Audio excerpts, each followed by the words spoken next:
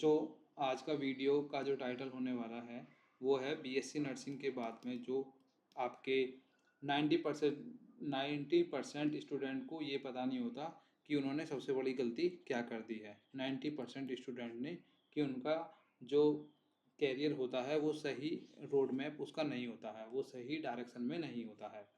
जैसे अगर मैं आपसे एक सवाल पूछूं तो वो सवाल है, अगर आज आपकी बीएससी नर्सिंग की डिग्री मिल जाए तो कल सुबह आप क्या करेंगे?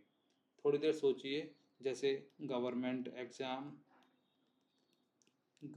एग्ज़ाम, एमएससी नर्सिंग, या फिर एब्रॉड, या फिर हॉस्पिटल जॉब। बस घर बैठकर सोचेंगे कि अब क्या करना है। सच बताइए, अगर आपके पास इसका क्लियर जवाब नहीं है तो आप अकेले नहीं हैं। हर साल हजारों बीएससी नर्सिंग स्टूडेंट, कितने हजार, हर साल हजार BSc nursing student pass out हो जाते हैं और डिग्री उनके हाथ में होती है, लेकिन डायरेक्शन उनको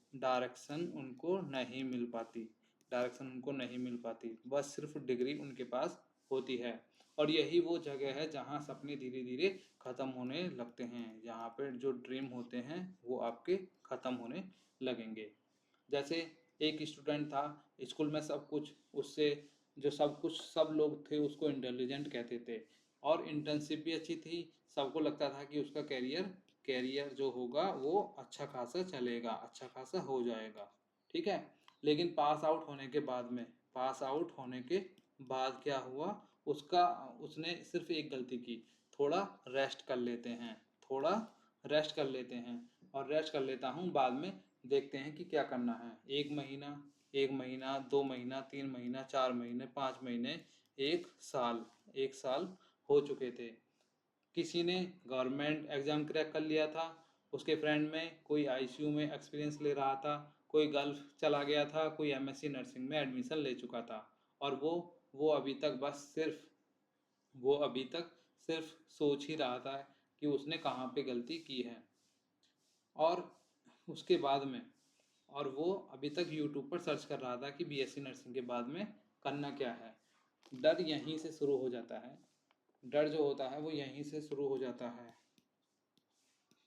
और कैरियर ख़त्म एक महीने में नहीं होता है। रोज़ के छोटे छोटे डिसीजन उसके धीरे धीरे ख़त्म करते जाते हैं। अब एक सच सुनो, बीएससी नर्सिंग सिर्फ एक डिग्री नहीं है, ये एक क्या है, प्लेटफॉर्म है। और इसके बाद तुम्हारे पास कोई रास्ता कई रास्ते होते हैं, जैसे कि आपके पास में गवर्नमेंट का रास्ता होगा, ठीक है, और जिसमें आपका एम्स आएगा, ईएसआईसी आएगा, आरआरबी एग्ज़ाम आएंगे, स्टेट एग्ज़ाम आएंगे जो स्टेट में होते हैं। फिर आता है एक नर्सिंग, जिसमें आपको होता है एमएससी नर्सिंग आप कर सकते हो, ऑपरेशन थिएटर में जा सकते हो, और क्या कर सकते हो, आईसीयू में जा सकते हो, इमरजेंसी वार्ड में जा सकते हो, स्पेशलाइजेशन कर सकते हो आप। तो ये बहुत सारे और भी रास्ते हो जाते हैं जहाँ पे आप जा सकते हो।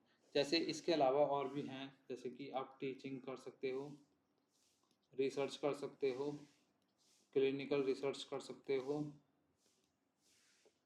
और हॉस्पिटल एडमिनिस्ट्रेशन का भी काम कर सकते हो, एब्रॉड जा सकते हो, और यूके है, जर्मनी है, ऑस्ट्रेलिया है,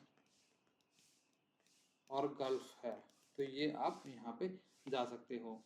और पब्लिक हेल्थ के बारे में भी आप यहाँ से इसके लिए काम कर सकते हो, पब्लिक हेल्थ के लिए। और आप कर सकते हो कॉर्पोरेट हेल्थ के लिए, हेल्थ केयर जो से आपके सिस्टम होते हैं, सेक्टर होते हैं, तो आप इनके लिए भी काम कर सकते हो। तो ये आपका हो जाता है बहुत सारे ऐसे एरिया जहाँ पे भर भर के अपॉर्चुनिटी हैं।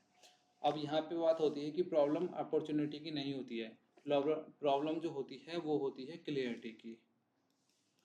इंसान को क्लियरिटी इतना अच्छे से नहीं हो पाती है। तुम जिस दिन डिसाइड कर लोगे कि अगले 3 साल में तुम्हें किस पोजीशन पे पहुंचना है, तो उस दिन से तुम्हारी लाइफ बदलना शुरू हो जाएगी। याद रखो, कन्फ्यूजन तब तक रहती है जब तक डिसीजन नहीं लिए जाते। कन्फ्यूजन तब तक रहती है जब तक डिसीजन नहीं लिए जाते।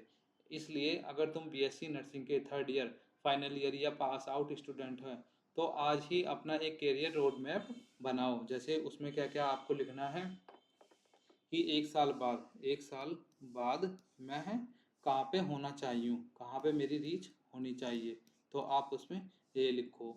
उसके बाद लिखो पोजीशन कि तक पहुँचने के लिए, कि किस पोजीशन तक पहुँचने के लिए मुझे आज से क्या क्या शुरू करना पड़ेगा।